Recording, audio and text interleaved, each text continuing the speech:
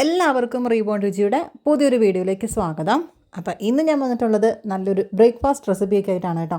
അപ്പോൾ നമുക്ക് വളരെ ഈസി ആയിട്ട് റെഡിയാക്കി എടുക്കാൻ പറ്റുന്ന പുളിയൊന്നും ഇല്ലാത്ത നല്ലൊരു അപ്പത്തിൻ്റെ റെസിപ്പിയാണ്. അപ്പോൾ ദോശ എന്ന് വേണമെങ്കിലും പറയാം കേട്ടോ. അപ്പോൾ നമുക്കിത് ഇതെങ്ങനെയാണ് റെഡിയാക്കി എടുക്കുന്നതെന്ന് നോക്കാം. അപ്പോൾ നമുക്ക് നേരെ വീഡിയോയിലേക്ക് പോവാം. അപ്പോൾ അതിന് മുൻപ് പുതുതായിട്ട് കാണുന്ന ആരെങ്കിലും ഉണ്ടെങ്കിൽ നമ്മുടെ ചാനലൊന്ന് സപ്പോർട്ട് ചെയ്യാൻ വേണ്ടിയിട്ട് മറക്കരുത് കേട്ടോ. കാണുന്നതിൻ്റെ കൂടെ തന്നെ ആ ലൈക്ക് ബട്ടൺ ഒന്ന് ക്ലിക്ക് ചെയ്യാനും മറക്കരുതേ. അപ്പോൾ നമുക്ക് നേരെ വീഡിയോയിലേക്ക് പോവാം. ആദ്യം നമുക്ക് പച്ചരിയാണ് കേട്ടോ വേണ്ടത്. അപ്പോൾ ഇത് ഞാൻ കുതിർത്ത് വെച്ചിട്ടുള്ള പച്ചരിയാണ്. ഞാനൊരു ഏകദേശം ഒരു 2 ഗ്ലാസ്സാണ് കേട്ടോ എടുത്തിട്ടുള്ളത്. ഞാൻ കപ്പളവല്ല, നമ്മൾ വീട്ടിലൊക്കെ ഉപയോഗിക്കുന്ന സ്റ്റീലിൻ്റെ ഗ്ലാസ് ഉണ്ടല്ലോ, ആ ഒരു 2 ഗ്ലാസ് അരിയാണ് എടുത്തിട്ടുള്ളത്. ഇനി നമുക്ക് ഇത് നല്ലപോലെ കഴുകി വൃത്തിയാക്കിയതിന് ശേഷം നമുക്കിത് ജാറിനകത്തേക്ക് നമുക്ക് ഇട്ട് കൊടുക്കാം. അപ്പോൾ എൻ്റെ ഈ ഒരു ചെറിയ ജാറിനകത്താണ് കേട്ടോ നല്ലപോലെ അരയത്തുള്ളൂ. അതുകൊണ്ടാണ് ഞാൻ ഈ ഒരു ചെറിയ ജാറിനകത്താക്കി കൊടുത്തിട്ടുള്ളത്. ഇനി നമുക്ക് ഇതിനകത്തേക്ക് നമുക്കിതുപോലെ കുറച്ച് തേങ്ങ ഇട്ട് കൊടുക്കാം. അതേപോലെ തന്നെ നമുക്ക് ഇതുപോലെ കുറച്ച് ചോറാണ് കേട്ടോ ഇട്ട് കൊടുക്കുന്നുള്ളത്. വൈറ്റ് റൈസ് ആണ്. അപ്പോൾ ഇത് നമുക്ക് ഏകദേശം ഒരു 1/2 കപ്പോളം നമുക്ക് ഇതിനകത്തേക്ക് ഇട്ട് കൊടുക്കുന്നുണ്ട്. എന്നിട്ട് നമുക്ക് ഇനി ഇതിനകത്തേക്ക് ആവശ്യത്തിനുള്ള വെള്ളവും കൂടെ ഒന്ന് ഒഴിച്ച് കൊടുത്തിട്ട് നമുക്ക് നല്ല സ്മൂത്തായിട്ട് തന്നെ നമുക്കിതൊന്ന് അരച്ചെടുക്കണം. അപ്പം നല്ല പോലെ അരഞ്ഞ് വരണം കേട്ടോ ഇത്. അപ്പോൾ നമുക്കിത് ഇതുപോലെ നമുക്ക് ആവശ്യത്തിനുള്ള വെള്ളം ഒഴിച്ചിട്ട് നല്ല പോലെ ഇതുപോലെ ഒന്ന് അടിച്ചെടുത്തിട്ടുണ്ട്. എന്നിട്ട് നമുക്ക് ഇതുപോലൊരു ബൗളിനകത്തേക്ക് നമുക്ക് മാറ്റി കൊടുക്കാം. എന്നിട്ട് നമുക്ക് ബാലൻസ് ഉള്ളതും കൂടെ നമുക്ക് നേരത്തെ ചെയ്തതുപോലെ തന്നെ നമുക്ക് ഇതുപോലെ ഒന്ന് അരച്ചെടുക്കുകയാണ്. അപ്പോൾ ഒറ്റയടിക്ക് ഒരു ജാറിനകത്ത് ഒറ്റ ടൈമിൽ അടിച്ചെടുക്കാൻ പറ്റുകയാണെങ്കിൽ അങ്ങനെയൊന്നും കുഴപ്പമില്ല കേട്ടോ. ഞാൻ പറഞ്ഞല്ലോ ഇതിന് പറ്റാത്തതുകൊണ്ട് ഞാൻ ഇതുപോലെ ആക്കിയതാണ്. അങ്ങനെ എനിക്കൊരു 3 പ്രാവശ്യമായിട്ടാണ് ഞാനത് അടിച്ചെടുത്തിട്ടുണ്ടായിരുന്നത്. അപ്പോൾ നമ്മൾ ആകെ ഇതിന് വേണ്ട ചേർക്കുന്നത് അരിയും തേങ്ങയും ആ ഒരു ചോറും മാത്രമേ ഉള്ളൂ. ഇനി നമുക്ക് ഇതിനകത്തേക്ക് കുറച്ചൊരു ഉപ്പും കൂടി ഒന്ന് ഇട്ട് കൊടുത്തിട്ട് നമുക്കിത് നല്ലതുപോലെ ഒന്ന് ഇളക്കി വെച്ച് കൊടുക്കാം. എന്നിട്ട് നമുക്ക് ഇതൊന്ന് റെസ്റ്റ് ചെയ്യാൻ വേണ്ടിയിട്ട് വെച്ച് കൊടുത്താൽ മാത്രം മതി കേട്ടോ. നമ്മളതിനകത്ത് എക്സ്ട്രാ ഈസ്റ്റോ അല്ലെങ്കിൽ അങ്ങനത്തെ ഒരു സാധനവും നമ്മൾ ചേർത്ത് കൊടുക്കുന്നില്ല. എന്നിട്ട് നമുക്ക് നമ്മുടെ കൈ വെച്ച് തന്നെ നമുക്ക് നല്ല പോലെ ഇതൊന്ന് മിക്സ് ചെയ്ത് കൊടുക്കാം കേട്ടോ. നമ്മുടെ വീട്ടിലൊക്കെ ആണെങ്കിലും ശരി, നമ്മുടെ അമ്മമാരൊക്കെ ഇതുപോലെ നമ്മൾ കൈ വെച്ചിട്ട് തന്നെ ആണല്ലോ നമുക്ക് കുഴച്ചെടുക്കുകയൊക്കെ ചെയ്തിട്ടുണ്ടായിരുന്നത്. അപ്പോൾ അതുപോലെ നമ്മൾ നല്ല വൃത്തിയായിട്ട് കൈയൊക്കെ കഴുകിയതിന് ശേഷം കൈ വെച്ച് തന്നെ ഇങ്ങനെ കുഴക്കണം കേട്ടോ. എന്നാലാണ് ആ മാവൊക്കെ നല്ല പോലെ ഒന്ന് കറക്റ്റായിട്ട് തന്നെ വരത്തുള്ളൂ.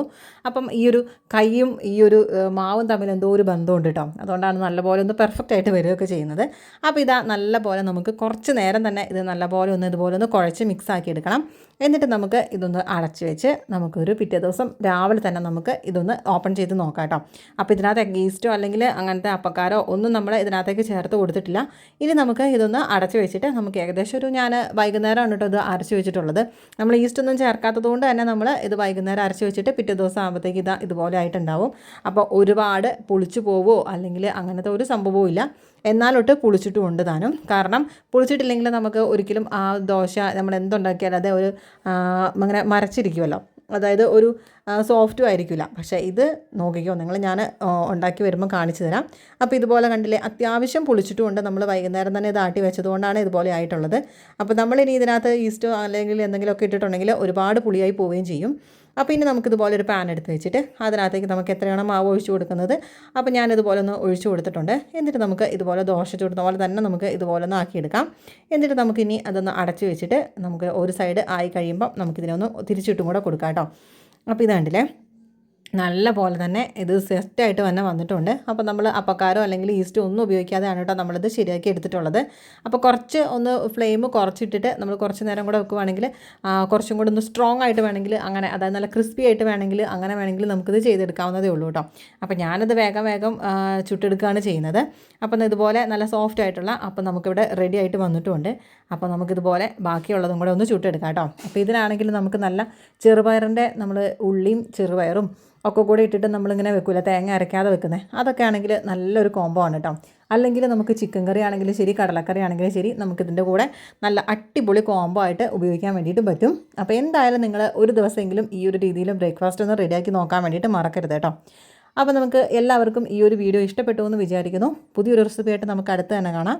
അപ്പോൾ ഈ ഒരു വീഡിയോ ഇഷ്ടപ്പെട്ടെങ്കിൽ ലൈക്ക് ചെയ്യാനും സപ്പോർട്ട് ചെയ്യാൻ വേണ്ടിയിട്ട് മറക്കരുത്. നിങ്ങളുടെ ഫ്രണ്ട്സിനൊക്കെ ഇതൊന്ന് ഷെയർ ചെയ്ത് കൊടുക്കാനും മറക്കരുത് കേട്ടോ.